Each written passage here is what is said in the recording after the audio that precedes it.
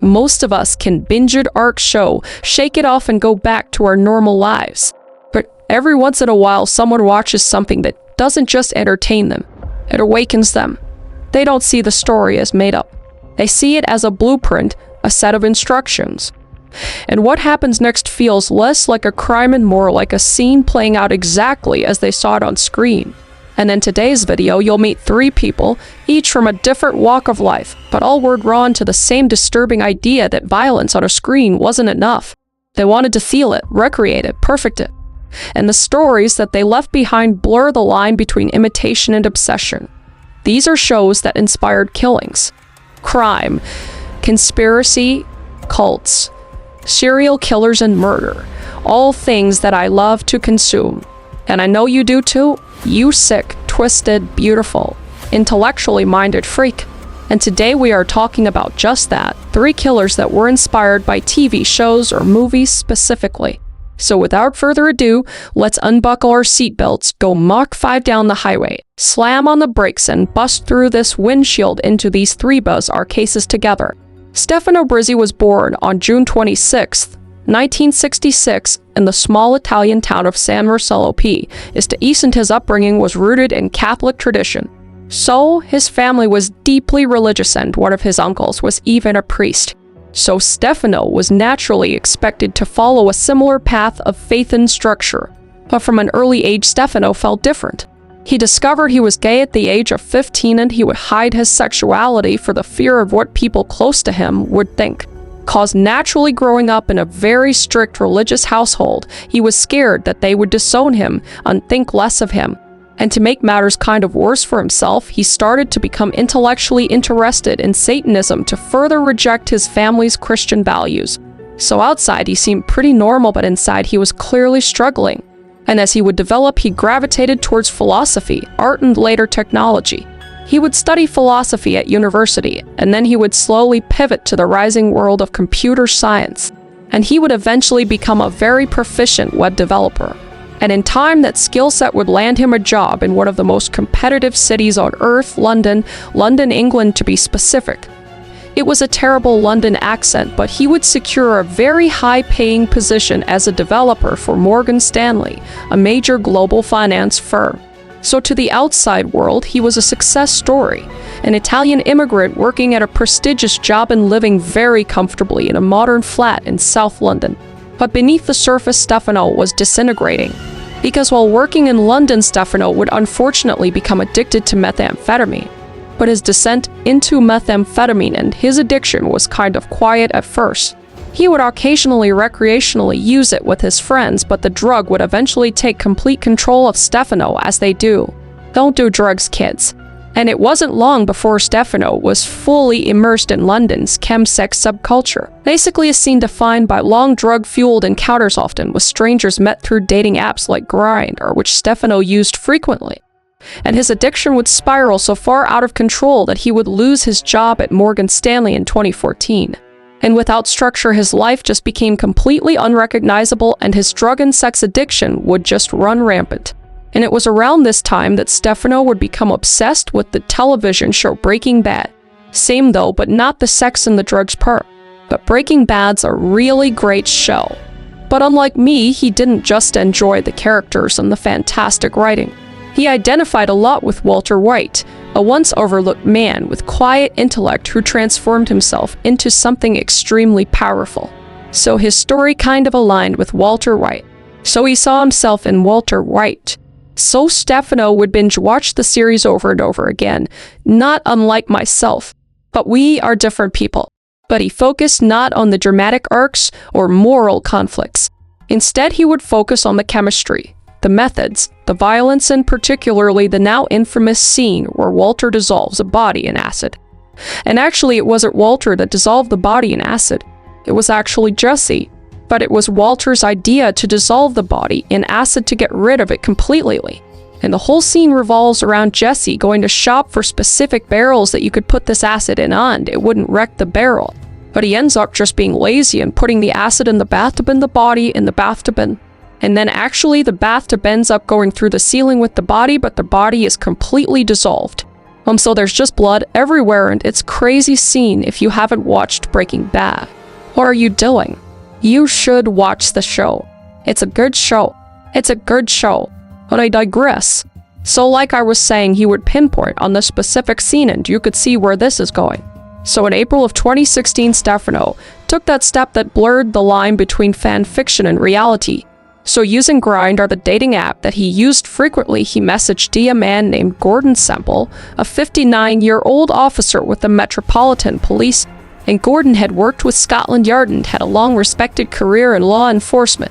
He was known to be very discreet, especially about his private life, and often enjoyed using dating apps like. And on April 1st, 2016, Gordon would arrive at Stefano's flat on Southwark Street for what was supposed to be a casual encounter. And what happens inside the apartment on this day is only known from Stefano's account. So the two had planned a group sex party. Yeah, awesome. Inviting other men to join in the fun, and one such person even showed up but was turned away by Stefano, who said that the party was cancelled. Little did he know he dodged a major bullet. So after Stefano and Gordon enjoyed each other's company as you do, Stefano would take it a step further, unstrangle Gordon. And he later would claim in court that during a drug-filled session things just escalated and Gordon just died accidentally during what he described as a sex game gone wrong. And he just insisted that it wasn't intentional. Yeah, I hate when that happens. I hate when I'm, having fun with my partner and I accidentally strangle them to death. What? It's like these people think people are stupid. I just don't even understand. And also because what Stefano did next did not support his claim at all. Because instead of calling for help, he left Gordon's body lying on his apartment floor for days. And then after thinking about what he's gonna do, Stefano began the process of dismembering him. And on April 5th, Stefano was caught on film purchasing cleaning products, buckets and more to dispose of Gordon's body, just like he had seen in Breaking Bad. But unlike the show, it didn't work cleanly. And although in the show the bathtub ended up falling through the floor, so it wasn't necessarily clean, it did work in disposing of the body. But for Stefano, it didn't.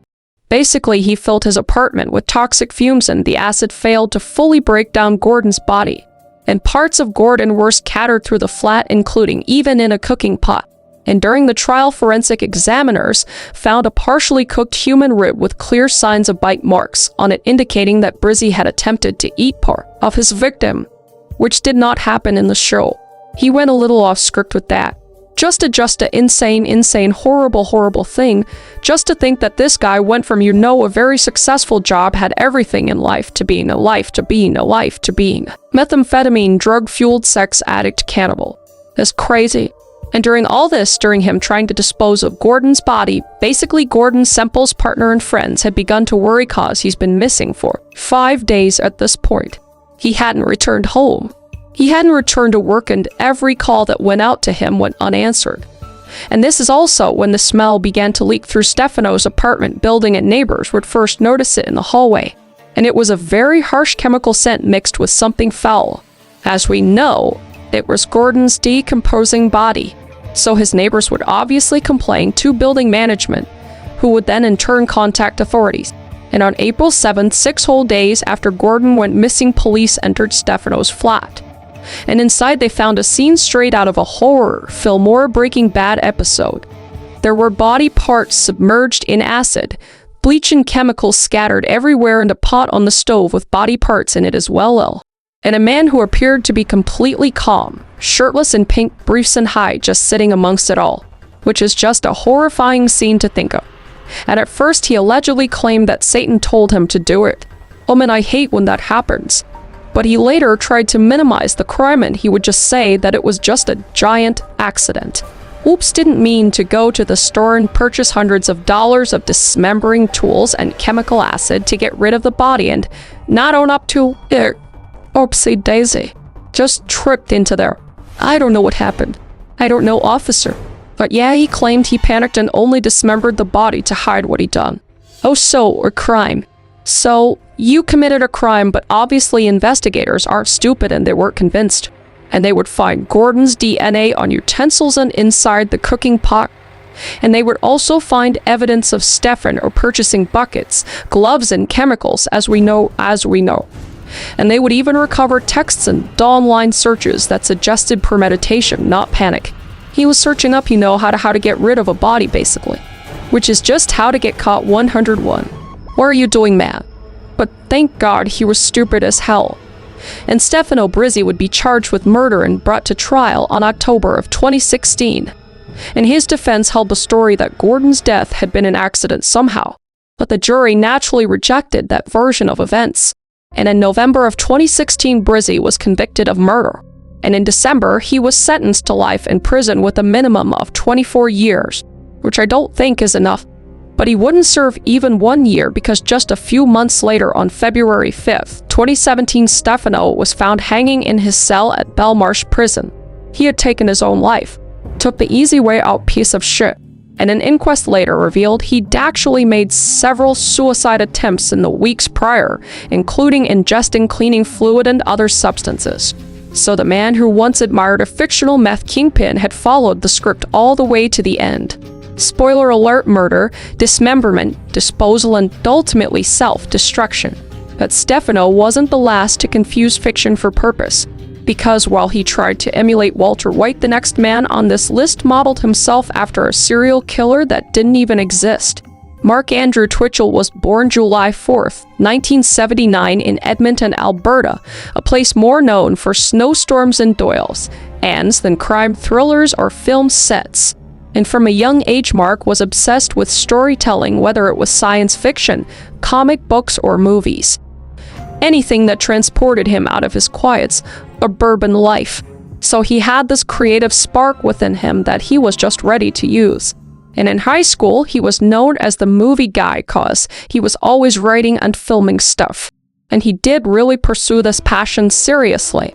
He would even go so far as to enroll in a radio and television arts program at the Northern Alberta Institute of Technology. And in 2000, he would graduate with a degree and a plan. He wanted to become a Hollywood filmmaker. But Edmonton wasn't exactly a lawn pax for the film industry. Little Canadian fact, a lot of people call it dead mutton. That's how fun it is out there. No hate to all my Edmonton people. I love you all right. But I've been there a few times. Not a lot going on, but still. Mark wanted to make it work, so he would shoot commercials and he would write short films. And he would gain some minor recognition when he directed a Star Wars fan film titled Secrets of the Rebellion. And what started as a passion project somehow scored actor Jeremy Bulloch, who played Boba Fett in the original Star Wars films, for a cameo. Which is insane. Also sorry if I said his name wrong. So among Star Wars fans, the short film made some noise, but unfortunately not quite enough to crack through the mainstream success. But Mark took this positive feedback really seriously, and this passion for filmmaking just fueled his performance. But he knew that if he wanted to make it, he needed to write about what he loved. And right then there was one show that had completely captured his full attention, Dexter, which is also one of my favorite shows. They're starting to make me not like my favorite shows. I don't like this, but a Dexter also good show. You should watch it. But as we know, Mark wasn't just a fan of the show. He was obsessed. He admired the duality of the main character, assuming line normal man hiding a violent alter ego. Because Dexter Morgan wasn't just any serial killer. He had a purpose behind his killings. He would only kill the guilty, basically. He was a vigilante. He would only kill people that were bad, quote unquote.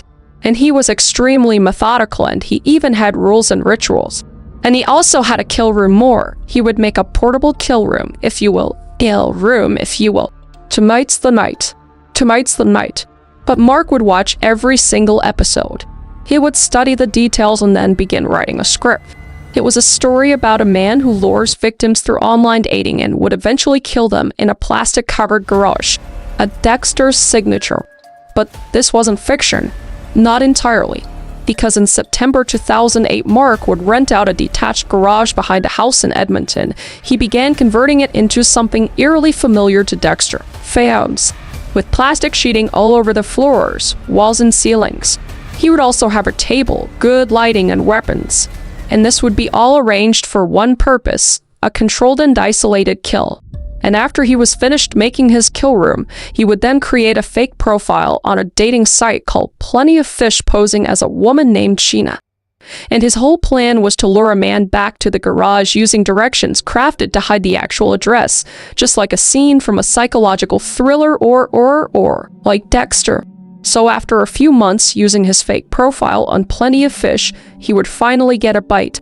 On October 3rd, 2008, Gilles Tétrault, a 33-year-old casino security guard, had recently gone through a very painful breakup. And that day he messaged to Sheena within hours, and they had arranged to meet up for a movie and a dinner. But the directions that Sheena sent were bizarre, and I'll read them to you, cause they are bizarre. So okay, Friday, if you're coming from the North Grove, get on Calgary Trail, and when you get to the south side and jump on White Mud, then go south on 50th Street. Take a right on 40 Avenue and after a block, or to take the very first right into the alley. It's marked by a yellow crosswalk sign to pay attention. Then go left and pull into the only driveway on your left that isn't paved law. Seriously, whoever heard of a driveway that looks like the Amazon? Whatever, it won't swallow your car, I promise. There's some garbage up against the fence like an old couch and such, but it might be gone by Friday, who knows. Like I said, the garage door will be open for you, a touch tray you. Don't worry about neighbors thinking you're a burglar. Everyone knows there's nothing valuable in there ... except my car, of course. Or see you then, Sheena, yeah. First visible back door coming out of the garage, knock away. There's certainly no other driveways along our alley like this one in the half-open card, or is it dead giveaway, all. See you 7 on Friday. Like immediately, no. What? No address, just 95 different landmarks to follow like this. It's just red flags all around. But even though he detected there was some red flags, Gillis figured she was just being cautious, cause being a woman, you don't want to maybe give away your address necessarily. So I guess I could buy that, yeah. Because after all, he was a stranger on the internet to Sheena. But little did Gillis know that Sheena wasn't a she. So that night, Gillis followed the instructions and stepped into the garage, which remember was only open to touch, so he kind of crawled under the garage. And what happened next would feel like a Dexter episode. Cause as Gillis stepped across the plastic floor toward the door that was supposed to lead to Sheena's backyard, he felt something smash into the back of his neck. And that's when he would turn and come face to face with a man in a hockey mask and a stun baton. So the attacker would stun him once and then again, driving him to the ground. And when Gillis would try to run naturally, he saw the man pull a gun, but something fell off. So when Gillis grabbed the gun mid-struggle, he realized the gun was plastic. And that realization would give Gillis an edge. So fueled by adrenaline, he would fight back with his life. So Gillis would punch back only to realize he was weakened by the stun baton. And Mark would then punch him repeatedly in the head and would attempt to grab his jacket. So Gillis found a moment between the beatings. He would allow Mark to think that he got a hold of him, only to slip out of the jacket completely like those toddlers when they're having a tantrum and they can just slip out. So he would slip out of the jacket and he would roll under the garage door to safety, or so he thought, cause his energy was still sapped from the stun baton. So when he stood up to run, he immediately fell back down. Just a horror movie situation. And Mark would grab his leg and pull him back into the garage, but somehow he managed to get enough strength to roll back out of the garage once more, hop into his truck and speed off. So Gillis would narrowly escape with his life, but he would tell no one because he was too embarrassed and ashamed that he'd fallen for an obvious setup. So he would just never call the police because he was just embarrassed. And this would cause another person to lose their life because a week later Mark would try again. So on October 10th, 2008, 38-year-old Johnny Altinger received a message from a woman named Jen on the same dating site Plenty of Fish. She was beautiful, blonde and super friendly. And within a few hours of talking back and forth, they agreed to meet. So just like Gillis, Johnny was given odd instructions. He was basically run through the same rigmarole, follow a series of landmarks, enter through a garage and walk into the backyard where she'd be waiting.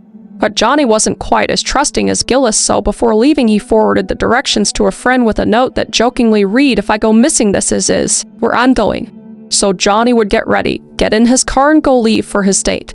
But unfortunately, he would never come back and he would not be as lucky as Gillis. It's believed that Johnny followed the same instructions and he would go underneath the garage door. And Mark would do the same thing. He would hit Johnny over the head, but this time with a pipe. But instead of letting him react, like he let Gillis react, he would immediately start repeatedly stabbing him. And he would follow that up by dismembering Johnny's body afterward. So a few days after Johnny's death, friends would receive an email from Johnny's account claiming that he had met someone amazing and was going away on a nice, long-trip tropical vacation. It would read, "Hey there, I've met an extraordinary woman named Jen who has offered to take me on a nice, long, tropical vacation. We'll be staying in her winter home in Costa Rica. Phone number to follow soon. I won't be back in town until December 10th, but I will be checking my email periodically. See you around the holidays. Johnny." Just the weirdest. If I received an email like that from literally anyone I knew, I would assume that something fucking terrible happened to them immediately. People realized that something felt off. The tone wasn't his at all, and he didn't sound excited. It sounded like it was completely scripted, and police were immediately notified. For so-called writer Mark completely fucking missed the mark on the stupid email, and thank God he did. And luckily, since Johnny had forwarded those instructions on finding the place to his friend, police would also have these instructions, and they would be lead directly to the garage where they would find Mark's Dexter-like kill room. And they would obviously go up to Mark being like, what the hell happened? And he would say that it was just being used for a movie called House of Cards, in which a masked figure lures men into a garage for a date prior to killing them, basically giving them his mower. But a later search of Mark Twitchell's laptop revealed a deleted file titled SK Confessions. He wrote out his confessions because it was believed to be a short for serial killer confessions. That is the stupidest fucking asshole. Just bitch. It's just scum of the earth. And luckily, forensic techs would be able to recover the file, and what they read completely stunned them. It was a document detailing how the narrator lured men to the garage, attacked them and murdered them. And it would read as such: the story is based on true events. The names and events were altered slightly to protect the guilty. This is the story of my progression into becoming a serial killer. Like anyone just starting out in a new skill, I had a bit of a trial and error in the beginning of my misadventures. Allow me to start from the beginning, and I think you'll see what I mean. I don't remember the exact place and time it was that I decided to become a serial killer, but I remember the sensation that hit me when I committed to the decision. It was a rush of pure euphoria. I felt lighter, less stressed if you will, at the freedom of the prospect. There was something about urgently exploring my dark side that greatly appealed to me. And I'm such a methodical planner and thinker, the very challenge itself was enticing to behold. This realization was just the last in a series of new discoveries I made about myself. I just knew I was different somehow from the rest of humanity. I feel no such emotions as empathy or sympathy towards others, for example. This was just the beginning of the excerpt of SK Confessions. I just love how this fucking asshole thinks he's so different from everybody when he's just watching a show and then copying it verbatim cause he can't even think of how to be his own person, you know. Just a stupid piece of shit. Yeah, it just makes me angry. I don't know. There's just waste of oxygen anyway. So this confession ended abruptly after describing the dismemberment and disposal of the second victim, Johnny, which the different name he gave him in the and the confession was John. Wow, so methodical. So such good writing. Just an idiot. So Mark Twitchell would be arrested on October 31st, 2008 on Halloween night. Trick or treat motherfucker. That's all I gotta say. And Gillis would see this on TV, and he would come forward and finally admit what happened to him in the garage. And his story seemed to match up with the account in the document, the confession that Mark wrote. And in court, the defense claimed the SK Confessions wasn't real, just an early draft of a screenplay. But the real-life evidence would match completely with the confession, so the jury didn't buy the story. And in April 2011, Mark Twitchell was convicted of first-degree murder. He was sentenced to life in prison with no chance of parole for 25 years. And to this date, Twitchell maintains the file wasn't real. But amongst the evidence, investigators found something else as well, a Facebook page he had running character as Dexter Morgan. And he would post updates like, "We all have a dark side, some darker than others." So this guy wasn't pretending. He was just preparing, but he didn't prepare well enough. So surprise, motherfucker. Rotten in jail. If you don't know what I'm quoting right now, I'm literally quoting a cop from Dexter, the show Dexter, who thinks Dexter is guilty, which he isn't, he says. Surprise motherfucker. Just roll the clip. Surprise motherfucker. And it brings us to our last killer. Sarah Edmondson was born into power on July 26, 1976. She was the daughter of Jim Edmondson, a respected judge in Muskogee County, Oklahoma, and her uncle was Drew Edmondson, the state's attorney general, and her grandfather was Ed Edmondson, who had served in the U.S. House of Representatives, and even her great-uncle was Oklahoma's governor. So, she was born into a family of lawmakers and leaders, and Sarah was naturally expected to follow in the same path with success, structure, and legacy. But from a young age, Sarah kind of struggled to keep her footing. She was more sensitive and anxious and prone to emotional spirals. And when she was 13, she suffered a mental health crisis that actually led her to psychiatric treatment. And then high school would begin and she would spiral even further. And it would kind of start when her grandfather died. She took it really hard cause she was close with him.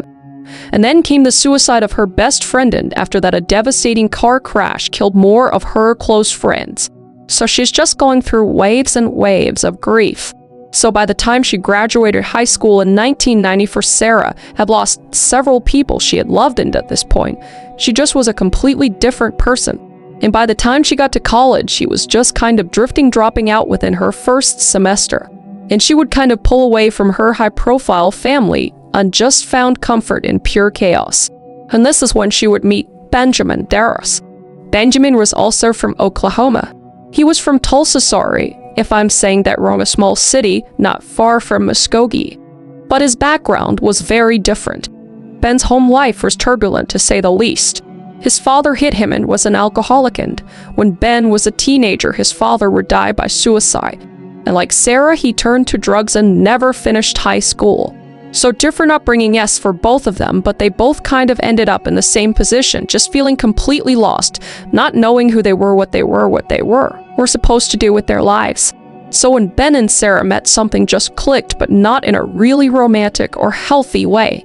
Just pure toxic in a way that intensified each other's self-destruction. They would just share fascination with rebellion, with the idea of breaking free from the expectations of the world around them. And in March of 1995, that shared fantasy would turn into something deadly. So they would take a trip and isolate themselves in a cabin in Oklahoma and take acid, and they would watch the very popular, very well-known cult classic movie, Natural Born Killers, a movie I also love that is now ruined, thanks a lot. And for those of you who don't know, Natural Born Killers is Oliver Stone's famously controversial film about a couple who fall in love and go on a thrill kill murder spree across the American Southwest. A film you actually might remember from the last deep dive about the world's youngest serial killers. So we got to shout-outs to Natural Born Killers, probably not in the best way though.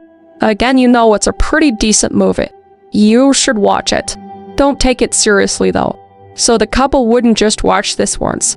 They would be tripped out on acid and watch it over and over and over and over again, slowly becoming obsessed with it. Obsessed with the idea of it. Obsessed with what the couple in the movie was doing.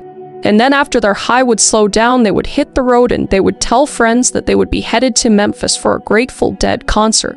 But that was never the real plan. They were looking for something much darker, something violent. So on March 7th, 1995, they arrived in Hernando, Mississippi, and inside a small office near a cotton gin, 58-year-old William Savage was working alone. He was a very quiet and very well-liked man, and he was also a manager and a family man with literally no enemies, just salt of the earth. But Benjamin Darras would walk into the store and he would shoot him twice in the head at point-blank range with no warning whatsoever. And then chillingly, he would take a piece of William's blood-stained shirt as a souvenir. And there wouldn't be any robbery, no motive. It was just cold-blooded murder. So after he would kill William, take a piece of his shirt, he would hop back in the car and the couple would go next to Louisiana. And on March 8th, in a small town in Ponchatoula, they would stop at another convenience store. And this time it would be Sarah's turn. She too would walk into the store with no warning at all and point a gun at 35-year-old clerk Patsy Byers and pull the trigger. And the bullet would completely shatter Patsy's spine. But luckily Patsy would survive, but was left permanently paralyzed from the neck down. Just Sarah completely fucked up a human being's life like these again, just waste of oxygen piece of shit monsters. And after shooting Patsy, Sarah grabbed money from the register and ran out the door. So both shootings just appeared random. There wasn't any connection and there was no warning at all. But as we know, they weren't random. They were basically just a twisted performance based off of a movie that they had watched several times days before. So after these shootings, Benjamin and Sarah returned to Oklahoma. But the story wouldn't stay buried for long in the FBI would receive a tip, and within weeks both were arrested, thankfully. And the investigation also thankfully moved very quickly because the evidence was damning. And soon, of course, the media would catch wind of the story. 2 teenagers, one the daughter of a judge and the other a drifter from a broken home, had got on a real-life murder spree allegedly inspired by a Hollywood film. Just something for media beat up. It would just explode across headlines on national news. And in court, the prosecutors would lay out a very chilling timeline with first the drugs, the obsession with natural-born killers, the souvenirs and just the souvenirs and just the fucking senseless. And after everything went down, Benjamin would actually plead guilty to the murder of William Savage, and he would be sentenced to life in prison without the possibility of parole in Mississippi. And he would also receive a 35-year sentence in Louisiana for his role in the shooting of Patsy Byers cause he was an accomplice. And Sarah Edmondson would also plead guilty to armed robbery with attempted second-degree murder and illegal use of a firearm. And she would be sentenced to 30 years in prison, only serving 11. So in 2010, Sarah Edmondson was released on parole and she would return to Oklahoma, where she still lives under strict conditions. But her parole is scheduled to end in 2025 this year. And Benjamin Darris remains behind bars, serving a life sentence with no possibility of release, which I think is probably good. But the case didn't just end in court. Patsy Byers actually filed a civil lawsuit not just against the shooters, but against director Oliver Stone and Time Warner, the makers of Natural Born Killers. She claimed that the film incited violence and that it gave Sarah and Ben a script to follow essentially. But Patsy would unfortunately die one day before her scheduled appearance in court because she allegedly had cancer and was unable to feel any of the symptoms, which is so heartbreaking because she couldn't feel anything from the neck down. Just terrible. So the case was naturally dismissed and the court ruled that the filmmakers couldn't be held liable for their actions of the viewers. Which in my opinion, it makes sense. I know in a lot of media, we glorify and romanticize killers, but at the end of the day, it is fiction. You could put that up against video games, TV shows, movies, just anything in media books. You just need to have the wherewithal to know that this isn't real and it's not a script to follow. But do I think that the romanticizing of killers is productive? No, I don't think so. But I don't think we can take incidences like this and pin it against the people that wrote the characters. So the question still lingers, where does our tendon influence begin? For Sarah Edmondson and Benjamin Darris, that line wasn't just crossed, it was obliterated. But stories have always shaped human behavior. They reflect who we are and sometimes who we want to become. And in most cases, even the darkest fiction serves as a sort of release, a safe place to explore fear, violence, and power without real-world consequences, just exploring curiosity. But sometimes those stories don't land the same for everyone, and for some they become more than just entertainment. It just became a spark that struck minds already fractured by trauma, addiction, and delusion. So these aren't just stories of copycat crimes. They're reminders of how powerful media can be in the wrong context, especially when it meets people who are already teetering on that edge. But let me know what you think down in the comments below. Also, let me know what other cases you want me to dive deep into down in the comments below. I really appreciate you guys. If you want to watch something a little lighter, I do have a second channel. It's called KallMeKris too, if you want to check that out. I also have a new channel with Selena Spooky Boo called Can't Sleep. It's not just spooky.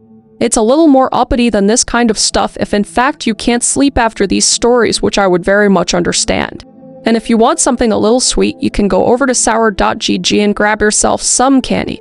Some candy that I made for you, baby. But with all that, I really appreciate you watching the video, and I will see your beautiful face in the next one, okay? Be safe out there. Bye. On a quiet Finnish lake, in the early hours of a June morning in 1960, a nightmare unfolded inside a small canvas tent. 4 teenagers had set out for what should have been an innocent camping trip, but by sunrise, it would become one of Finnish history's most horrific and puzzling murder investigations ever, and for over 6 decades, the Lake Bottom murders have baffled police, terrified locals, and fueled countless theories. This is the Lake Bottom murders. Crime, conspiracy, cults, serial killers, and murder, all things that I love to consume. And I know you do too, you sick, twisted, beautiful, intellectually minded freak. I went deep today, baby. But today, we are talking about an extremely baffling case, one that I was not familiar with at all. But now I'm all too familiar with it. And I'm gonna make you familiar with it as well, because these cold cases, man, they eat at me. So without further ado, let's unbuckle our seatbelts, go Mach 5 down the highway, slam on the brakes, and bust through this windshield into this puzzling Finnish case together. So before the tragic night at Lake Bottom, the victims were ordinary teenagers, enjoying the start of summer. Meilei Emili Björklund, or Meilei, often called Miley or sometimes Emili, was just 15 years old in the summer of 1960. In fact, she was only days away from her 16th birthday at the time of the camping trip, and she was a resident of the Helsinki suburb in Vanata. And Meilei was, by all accounts, a typical Finnish teenage girl. She enjoyed school breaks, spending time with friends, and looking forward to adventures in the outdoors. And she was dating 18-year-old Nils Gustafsson, and the two planned to share this double-date camping trip with another couple. And the other couple was Anja Maki, who was also 15 years old and was Meilei's close friend. And the two girls were classmates and neighbors in Vanata, and they decided to go camping together as a fun excursion to kick off the summer. And she was dating the 4th member of the group, Sipo Blaman, and her father was initially against the trip, but her mother was able to convince him to let her go. So in June 1960, Finnish summer days were long and bright, so a very enticing time for young teenagers like Anja to enjoy nature. And with her good friend Meilei, and with their boyfriends along, Anja anticipated a night of laughter and memories by the lakeside. So Seppo Antero Blaman, who was 18 years old, was one of the 2 older boys in the group, and he was also from Vanata. And Seppo was best friends with Nils Gustafsson, so they were all really good friends. The 2 men specifically likely bonded over school classes, hobbies like motorcycles, and plans for the future. So at 18, Seppo would have been either just finished with secondary school or about to enter military service, as was customary for Finnish youths around that age. And physically, Seppo was a very able-bodied teen, and he actually worked as an apprentice electrician. And as the older boyfriend, Seppo might have felt responsible for the safety of the group during this trip. And he rode his motorcycle with Anja on the back to the campsite, carrying gear and in high spirits for the night under the stars. And Nils Gustafsson, who was also 18 years old but slightly younger, is the most complex figure in the story. At the time of the trip, Nils was an athletic blonde teenager from Vanata, known to be popular, outgoing, and fun-loving. And he was Seppo's best friend, as we know, and Meilei's boyfriend. And Nils had just reached adulthood at 18, and like Seppo, he enjoyed riding motorcycles. So obviously, the 2 men each had a motorcycle, which they used to ferry their girlfriends to Lake Bottom. And Nils, by appearances, was also just a normal teen, excited for a camping adventure with his sweetheart and close friends. So these 4 teenagers formed to couples in a tight-knit friend group, and everyone in the group got along and looked forward to spending time together. In essence, this was a sweetheart's getaway for 2 young couples, and the dynamic was likely typical of teenagers joking around. A bit of flirting between the couples, and mutual trust. And there was no indication before the trip of any serious tensions or conflicts among them. And it's important to note these positive relationships because later on, some theories would suggest some internal strife or jealousy, but we'll get into that later. So at least at the outset, all 4 seemed happy to be together, and little did they know that this camaraderie and youthful adventure would soon turn into a scene of unimaginable horror. So Saturday, June 4th, 1960, was the day the group set out for their camping excursion. And the teenagers, as we know, chose Lake Bottom, or in Finnish, Bottomjärvi, which was a scenic lake about 20 km west of Helsinki, as their destination. So Lake Bottom, located near the city of Espoo, was known to be a popular camping spot among locals. It was just a place where campers could pitch a tent, swim or fish, and just enjoy nature. And it's described as a large, tranquil lake surrounded by villages and forests of birch and pine. In other words, an ideal setting for an overnight outing in the wilderness without being too far from home. And the decision may have been spontaneous or planned in advance, and sources aren't clear on exactly who suggested it, but all four eagerly agreed, and that's what we know for sure. And all of them being from the city of Vanata, a relatively short distance away, made Lake Bottom an attractive and convenient spot for a quick getaway. And the boys, Nils and Seppo, wanted to make use of their recently acquired motorcycles and were excited to take their girlfriends on a ride-in-camp adventure. So with parental permission sorted as needed for 15-year-old girls and their destination picked, the stage was set. So the group packed light as typical for overnight camping, and they had a single tent large enough to accommodate all four of them, which emphasized the coziness of their plan, roughing it, if you will, together under one canvas. So they were all staying in one tent, and they likely brought sleeping bags, some food and treats, and other essentials. Because they weren't traveling by motorcycle, everything had to be very compact. So we don't know if they carried any weapons or protection like a hunting knife for camping. Nothing of the sort is mentioned. So it appears they did not anticipate any danger from people or animals. And it's worth noting the natural phenomenon of the white night in Finland, which they were set to experience because in early June at that latitude, the sun barely dips below the horizon, meaning nightfall is more of a prolonged twilight. And one writer describes these white nights as having a strange grayish light, like someone dialed down the brightness for a few hours, and an almost eerie silence. So this ethereal atmosphere can be magical for campers, and for our four teenagers, the never-quite-dark night was probably part of the thrill. And upon arrival, they would have seen a very picturesque lake and beautiful natural surroundings. And the area was also known to have a kiosk, which is a small convenience stand run by a local man and oft unhosted campers and hikers. And it's not clear if the teens stopped at the kiosk or interacted with locals upon arriving, but they proceeded to pick a spot for their tent. And they chose a spot along the shore for pitching the tent, a flat clearing not far from the water. And by all accounts, their arrival and setup went very smoothly. And Nils and Seppo likely helped each other assemble the tent, while Melee and Donjar might have laid out sleeping bags and gathered firewood. So with their camp established, the journey concluded and the leisure began. So the daylight hours of June 4th passed uneventfully, unpleasantly for the group, by all accounts. And the afternoon was likely spent in typical camping pastimes, possibly swimming in the lake's cool waters, lounging on the shore, and exploring the woods. And according to later reports, nothing unusual happened during that day. The friends enjoyed each other's company and the freedom of being out in nature. And the evening of June 4th was still bright due to that white night effect, but eventually a gray dusk settled. And at some point, the teens retired to their tent for the night. And for people in one tent would have been a very snug fit, and they likely arranged themselves with the couples next to each other. And based on diary evidence and witness accounts, the group did not venture away from their own campsite to socialize that night, at least not according to initial statements. So as far as the teens were concerned that night, they were alone and secure in their campsite.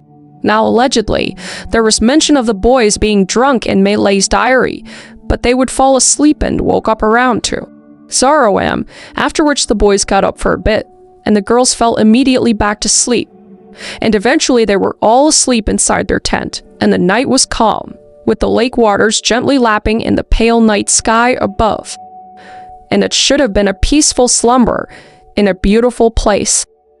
However, as the early morning hours rolled around, an unknown terror crept toward the unsuspecting campers. So at approximately 4:00 to 6:00 a.m. on June 5th, an unknown assailant launched a frenzied attack on the 4 sleeping teenagers. And the evidence indicates that the killer struck from outside the tent, slashing and bludgeoning through the tent's fabric without ever entering it. In other words, the perpetrator used the tent itself as a barrier, blindly stabbing and swinging at the victims through the canvas walls. And the weapon was most likely a knife, possibly accompanied by a heavy blunt instrument. But the assaults were extremely violent and swift, and the teenagers were caught completely off guard because they were sleeping. And you could only imagine the confusion and terror inside that tent, with the sounds of the canvas ripping and screams of pain and the sudden realization that they were under attack. So the tent itself quickly collapsed onto the occupants during the onslaught, and much later witnesses would recall seeing the tent in a flattened state, as if it had imploded on itself. Investigators believe the assailant first cut the tent's guidelines or supports, perhaps to trap the victims inside the tent, and then stabbed downward through the material. But all 4 teenagers were injured in this gruesome attack, and 3 would not survive. But despite the viciousness of the attack, none of the victims managed to escape or fully fend off the assailant. And there are no reports of any of the teens getting out of the tent to run or fight, indicating how sudden and overwhelming the ambush was. And during the frenzied stabbing and bludgeoning, one victim, Nils Gustafsson, may have caught a fleeting glimpse of the attacker. And Gustafsson would be the lone survivor in this attack, and he would later claim that, in a brief moment of half-consciousness, he saw a dark figure dressed in black with bright red eyes looming over them. And this eerie description, red eyes as if glowing, had become part of the legend of Lake Bottom. And it's unclear if this was a hallucination, a distorted memory. Perhaps the attacker had some reflective material, or it was a product of trauma, or just a genuine detail. But regardless, it was the only hint of the attacker's appearance given by any of the victims. And the assault likely lasted only minutes, but was absolutely devastating. And by the time the assailant was done, 3 of the 4 friends lay dead or dying, and the lone survivor was unconscious and gravely wounded. And the killer then left as mysteriously as he had arrived. And at around 6:00 a.m., not long after the attack, a pair of young birdwatchers in the area reportedly noticed something odd. In the distance, they saw a collapsed tent and a blonde-haired man walking away from the campsite. And the sighting would later become a crucial, if ambiguous, clue. So the birdwatchers did not approach the site, thinking perhaps that nothing was seriously wrong. And meanwhile, the murderer vanished into the early morning this time. And the crime was over in mere moments, but its repercussions were only just beginning. So the attack's aftermath for each of the 4 campers can be pieced together from the physical evidence and forensic reports. And tragically, Melee, Anja, and Seppo all sustained fatal wounds while Nils survived with serious injuries. So Melee suffered the worst fate of all victims, and she was found outside the tent, having been pulled or dragged part way out during the attack.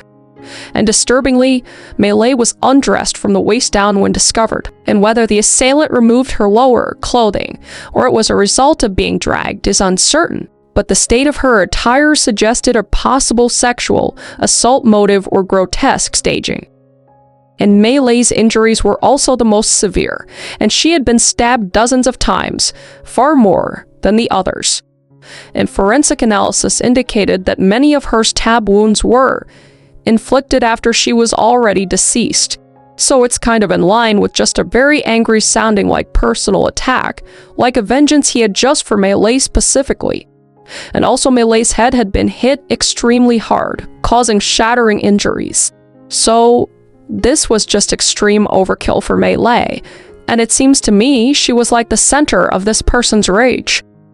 But since Melee was Nils's girlfriend, the only survivor's girlfriend, some later theories speculated about personal jealousy or hatred directed at her. We'll talk about that later. But in 1960, investigators could only note that she clearly bore the brunt of the killer's fury. And Melee's body was also found lying on top of the collapsed tent canvas near Nils, but there was no sign of her actually being sexually assaulted in terms of confirmed evidence. But her being partially unclothed and the brutality left the possibility in people's minds. So Melee would die at the scene from a combination of stab wounds and blunt force trauma. Now Anja's body was found inside of the tent, and she was likely attacked and killed before she had any chance to escape. And Anja's injuries, while fatal, were notably less extensive than Melee's. And she had been stabbed and hit, but not to the excessive degree of her friend Melee. And it's possible Anja died quickly from her wounds as well, but there was no indication that Anja was moved or deliberately posed either, as she simply remained where she was attacked inside the tent. And Anja's cause of death was the multiple stab wounds and blunt force trauma to her head as well, consistent with the same weapons that killed the others. And the horror of all this suddenness meant Anja likely never even fully awoke before she was killed. And Seppo would also be found dead inside of the tent as well. So was the other man and the oldest in the group, and one might expect he'd have resisted the attack to some degree, but the situation gave him little chance given the fact that he was asleep, most likely. And Seppo's injuries included stab wounds and blunt force trauma as well, similar to Anja's. And there was speculation that Seppo might have awoken and confronted the attacker for at least a moment. However, at the crime scene, Seppo's body was found inside the tent with fatal wounds, indicating he did not get that far if there was any sort of scuffle. And notably, neither Seppo nor Anja were at act post-mortem like Melee was. So their killings, while violent, seemed straightforward by comparison. So, at just 15 years old, and 18 years old, these poor teenagers lost their lives in what should have just been a safe camping trip. And then there was Nils, who was the sole survivor of this massacre, but he came exceedingly close to being the fourth fatality, cause he was found alive but unconscious, lying on the ground near the tents outside, on the same side as Melee. Nils had severe injuries, his jaw was broken, he had fractured cheekbones and a deep knife wound to his forehead, and he also sustained a serious concussion, and he was also covered in blood. And initially, responders thought he might die of his injuries because he was barely clinging to life when he was discovered. Nils was found barefoot, and notably, his shoes were missing from the scene. So it appeared he had been inside the tent during the attack and somehow ended up outside of the tent, possibly staggering out or being knocked out of the collapsed tent by the assailant, and he would collapse next to Melee. And there are differing accounts of his exact position when he was found. Some say he was on top of part of the tent canvas, others that he was just beside it. But in any case, he was within a couple of meters of the other victims. But despite his grievous wounds, Nils was still alive when help finally arrived several hours later. And he had no memory of the actual attack, likely a merciful side effect of the head trauma, and, as mentioned, only later recalled a fleeting image of the red-eyed figure in black attacking them. So Nils's survival would have major consequences. It meant there was a witness, albeit with a shattered memory, and a victim who could later be scrutinized. On that morning in 1960, Nils was viewed purely as a victim who narrowly escaped the fate of his friends. And he was rushed to the hospital as soon as rescuers came, and his injuries were documented as consistent with being attacked by the same perpetrator who killed the others. So the scene at Lake Bottom on the morning of June 5th, 1960, was one of both confusion and horror because the teen's tent had been collapsed onto itself, visibly torn and soaked with blood, and blood splatter in pools around the site made it clear a vicious attack had occurred. And the tent fabric had multiple slashes and punctures from the knife thrusts, and inside the tent was a disarray of sleeping bags and belongings that were drenched in blood as well. And the entire area was eerily quiet in the early light of dawn, except for the distressing sight at the campsite itself. And evidence would indicate that the killer had attacked from outside, like we were talking about before, cutting the tent open and cutting downward. But remarkably, no murder weapon was found at the scene, so neither a knife nor any blunt instrument was recovered. And this meant the assailant took the weapons with them or disposed of them somewhere. Investigators later scoured the lake and surrounding woods, but the murder weapons have never been located. And another baffling aspect was that several of the victims' personal items were missing or oddly displaced. Like the keys to the teens, motorcycles were gone, yet the motorcycles were left parked near the campsite untouched, which is odd. And wallets and some articles of clothing were also reported missing. And most peculiarly, Nils Gustafsson's shoes were nowhere to be found at the campsite. So this was strange because one would expect shoes to be left by the tent entrance or inside. And an intensive search was launched for these missing items, and in the days to follow, some of the missing clothing on Nils's shoes were discovered about 500 meters, which is about a half a kilometer away from the tent hidden.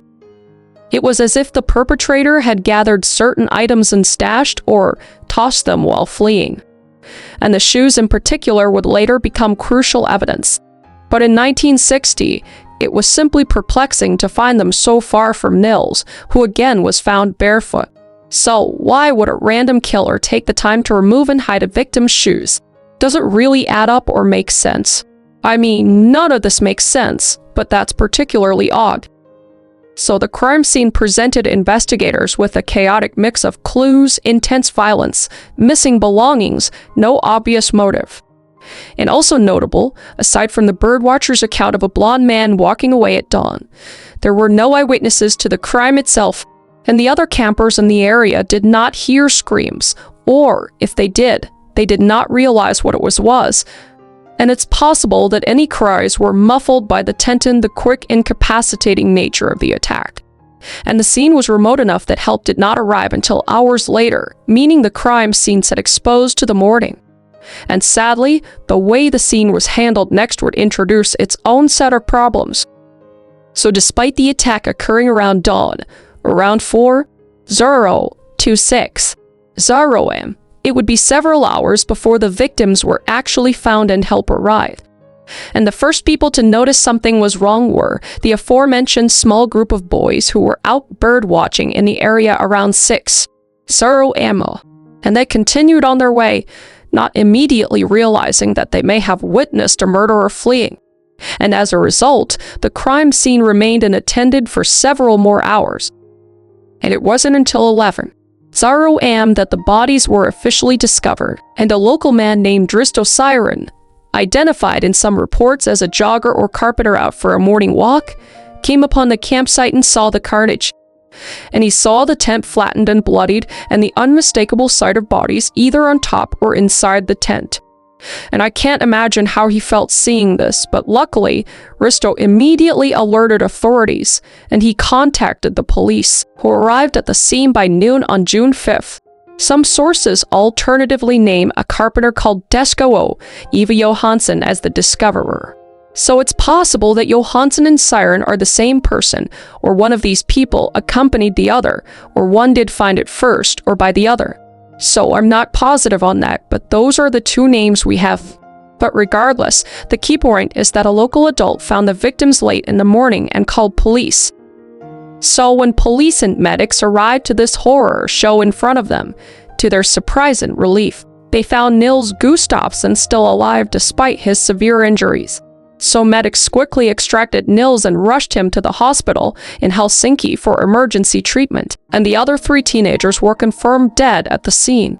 And the police began to secure the area, but crucially, their approach to the crime scene would be later seen as disastrously lax. Initially, however, their focus was on the possibility of catching the perpetrator nearby ungathering obvious evidence. So they had the birdwatcher's report, which gave them a rough timeline, and the murders likely happened shortly before that sighting, and the time of discovery at 11:00 meant the killer had around a 5-hour head start to escape, which is a lot of time. So law enforcement conducted a search of the vicinity, hoping the murderer or any weapon might still be around, but found nothing immediate. Meanwhile, news that 3 teens were slain at Lake Bottom spread very quickly, drawing curiosity and alarm. And unfortunately, as more people flocked to the scene and investigators swarmed in, the integrity of the physical evidence on site would suffer greatly. But the first priority was interviewing the only person who might tell them what happened, and that was the survivor, Nils Gustafsson. So Nils obviously was in no condition to give a full statement immediately, and he was transported to the hospital and treated for his broken jaw and other injuries. But when he was able to talk, Nils described the events as he remembered them, which unfortunately wasn't much time. And he claimed to have little to no memory of the actual attack, likely due to his concussion and trauma. But Nils asserted that the night had been uneventful until he woke up in pain during the assault, and he recalled seeing a shadowy figure dressed in black attacking the tent, and said that this person had bright red eyes, an image that stuck with him from that split-second glance. But beyond that, Nils could not recount a clear sequence of events. and he did not remember any argument or disturbance before the attack, reinforcing that it just came without any sort of warning. And he couldn't say how he ended up outside the tent either, and presumably, he lost consciousness at some point in the struggle and woke up much later in the hospital. And over the days and weeks after the incident, Nils was interviewed multiple times, but his story remained that he remembered almost nothing. And this frustrated investigators who hoped for an indication, or at least a clue. And the birdwatcher's comment of seeing a man with blonde hair wasn't much to go on, and it was a slim lead in Finland especially, where blonde hair is very common. So it didn't narrow things down much at all. And importantly, at this early stage, police considered Nils Gustafsson a victim, not a suspect, cause his injuries were so severe and extensive that it seemed implausible he was anything but an attack party. In fact, decades after, Gustafsson's consistent claim was that he suffered a memory blackout and survived by luck, and he was generally believed. But Nils's last memory before the attack, aside from the attacker's image, was of the friends happily arriving and settling in the campsite itself. And everything after that turned into a nightmare he largely could not recall. This incomplete account with no motive, no clear perpetrator identity, meant that from the very beginning, the Lake Bottom case hinged more on physical evidence and investigative work than eyewitness testimony. And with Nils unable to name or describe the assailant in detail, the police had to cast a wide net in their investigation. And unfortunately, as they started that process, some critical mistakes would be made. And one of those major mistakes was that the police didn't cordon off the campsite adequately, as after they arrived around noon, multiple officers and even volunteers traipsed through the site without full regard for preserving evidence. In fact, crowds of people, including other police, locals, journalists, and curiosity seekers, were allowed to wander around the scene in the immediate aftermath, which, it doesn't make sense to me. But okay, it's a different time, I guess. Not really, it's 60 seconds. There's a lot of crime going on anyway. But the result was that footprints, potential trace evidence, and the original positions of items got trampled or moved, and later analysis slammed this as a serious contamination of the crime scene. And another issue was record keeping, because reports suggest that investigators failed to systematically document the scene before disturbing it, and photographs were far and few between, with only a handful of crime scene photos that actually exist, and some were taken after things had been moved. So, useless essentially. The precise measurements of distances on items' locations were not logged, which would severely handicap the forensics. Recognizing that items were missing, like the keys, wallets, clothing, and shoes, the police organized a search of all the surrounding area. And in doing so, they made yet another blunder by bringing in soldiers to comb the woods around the lake. And while well-intentioned, this resulted in dozens of additional people stomping through potential evidence zones. But the soldiers and searchers, as we know, did manage to find some of the missing items as mentioned, like Gustafsson's shoes and some clothing about 500 meters away. But several items, including the motorcycle keys and presumably the murder weapons, were never found. And these just early lapses gave the killer a tremendous advantage, as by the time the scene was cleared of contamination, any subtle clues like fingerprints, hair fibers, or shoe prints from the perpetrator were likely destroyed or hopelessly intermixed with others. And investigators were largely left with the victims' bodies and belongings as evidence, plus the accounts of the people like the birdwatchers. And another challenge was motive, as the crime did not immediately suggest one. Robbery didn't fit well since valuable motorcycles were left and only some personal items taken, possibly as trophies, potentially, cause we know killers do that. Ansah was considered because of Maylay's state, but aside from her being partially unclothed, evidence was inconclusive. And Ansah's motive also didn't explain the males being killed as well at Raro. And a crime of passion or personal conflict seemed unlikely given all victims were presumably friends and asleep at the time. So police were dealing with a bizarre, seemingly senseless massacre, and in the absence of obvious leads, they started exploring the idea of an outside attacker just roaming the area, and they questioned local residents, unknown troublemakers. And early on, one name emerged from locals' whispers, and that was a man who ran a nearby kiosk who had a reputation for hostility towards campers. We'll discuss this soon. However, initially, officers had no hard evidence against any particular individual, and no clear suspect emerged in the initial phase. The only description was the blonde man seen walking away and the red-eyed man in black. So police created a rough composite image based on the sighting and Nils's vague recollection, and basically it was just a generic idea of a blonde, possibly tall man, so you might as well have just drawn a stickman. And checkpoints were not immediately set up, paused by the time they considered it. Hours had passed and any culprit was long gone. And as days turned into weeks, the investigation just continued to struggle, and the botched crime scene handling meant that a wealth of forensic evidence was lost.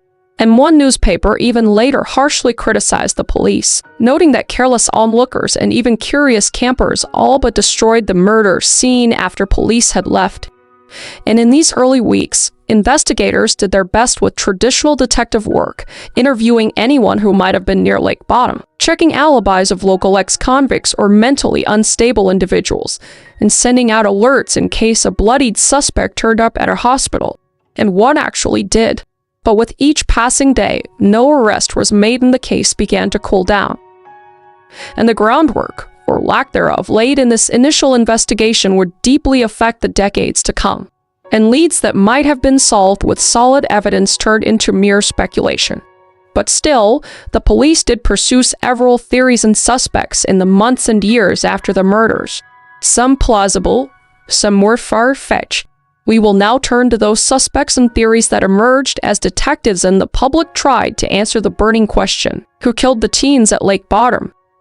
So with an unknown assailant at large in the community in fear, numerous suspects and theories surfaced in the aftermath of the Lake Bottom murders, and investigators looked at local characters with bad reputations, potential drifters or outsiders, and even the surviving victim himself. And over the years, speculation ran rampant. Early on, attention focused on a local resident named Karl Valdemar G. Y.L. Elstrom, infamously nicknamed Kiosk Man, because he ran a small kiosk in the campground near Lake Bottom. And G. Y.L. Elstrom was well known in the community, and not for good reasons, cause he had a history of hostility toward campers and young people in the area. Locals recounted that he would often shout at or harass people who came near his property. In fact, he was said to have cut down tents and thrown rocks at visitors he didn't like. Not a nice guy. So this pattern of aggressive, antisocial behavior made him an immediate person of interest when a campsite full of teens was savagely attacked. And many in town quietly suspected G. Y.L. Elstrom from the start, and some even claimed to have seen him behaving oddly on the morning of the murders. And according to later accounts, several witnesses said they saw G. Y.L. Elstrom returning from the direction of the campsite that morning looking wet, as if he'd been in the lake. But these people were too afraid at the time to inform police of this. And G. Y.L. Elstrom's own wife initially provided him an alibi, saying he had been home in bed with her during the early hours of June 5th, thus supposedly unable to be the killer. And police interviewed G. Y.L. Elstrom and searched his property but found no hard evidence linking him to this crime. So this kiosk man denied any sort of involvement, and aside from community rumors and his general creepy demeanor, investigators had nothing concrete. And they remained skeptical of the second-hand reports of his drunken confessions or supposed knowledge of the crime, because it was said that G. Y.L. Elstrom, when heavily intoxicated, allegedly blurted out confessions to the murders on multiple occasions, which is pretty suspicious to me. Thorough case. But when sober, he would either deny it or was just dismissed as a mentally disturbed individual. And police at the time chalked up his wild statements to him just being disturbed and did not pursue any charges. However, G. Y.L. Elstrom continued to draw suspicion, and he did nothing to help his own case in 1916 when he died by drowning in Lake Bottom, apparently by deleting himself from life. And according to local lore, G. Y.L. Elstrom, in a final note or conversation, hinted at guilt for the murders, though the exact details are murky. And after his death, a haunting revelation would come. and on her deathbed years later, Gyll Strom's wife recanted the alibi she had given him, and she confessed that she had lied to the police out of fear, implying that Gyll Strom had not been home at the time of the murders and that he had threatened to kill her if she revealed the truth. So this posthumous admission by the wife gave enormous weight to the theory that the kiosk keeper was the bottom murderer. And villagers recalled that just days after the murders, Gyll Strom had filled in a well in his yard with concrete, so it was speculated that he might have hidden the murder weapons or bloody clothing in the well. And police later did excavate or examine the property but found nothing. Nonetheless, Gyll Strom remains one of the most popular suspect candidates in the public eye. He had motive, if seething hatred for campers or teenagers is a motive, and possible opportunity because he lived nearby, and just a general proclivity for violence. So locals have long believed that justice was never served if indeed Kiosk Man was the killer and managed to escape punishment by ending his own life. And in books and discussions, Gyll Strom's name often comes up as a likely culprit, a grumpy misanthrope who took his anger out on for innocent kids. But officially, however, Gyll Strom was never charged. And with his death, the lead effectively died with him, and the case file on him remains circumstantial. And police in later years stated they could not conclusively place him at the scene, and thus he is an unproven but strongly suspected figure in the bottom case. So beyond the local kiosk man, investigators and amateur sleuths have scrutinized several other potential suspects, and to stand out for the level of attention that they've received, one is Hans Asman and two is Pentti Sorninen. And each represents a very different profile, one a mysterious outsider with alleged spy connections, and the other a troubled youth who confessed under dubious circumstances. But let's talk about Hans first, and this name recurs in multiple Finnish and solved cases, practically achieving a boogeyman status. Because Hans was a German-born, naturalized Finn who lived not far from Lake Bottom, and rumors swirled that he had been a soldier, even an SS guard at Auschwitz, and later possibly a KGB spy in Finland during the Cold War.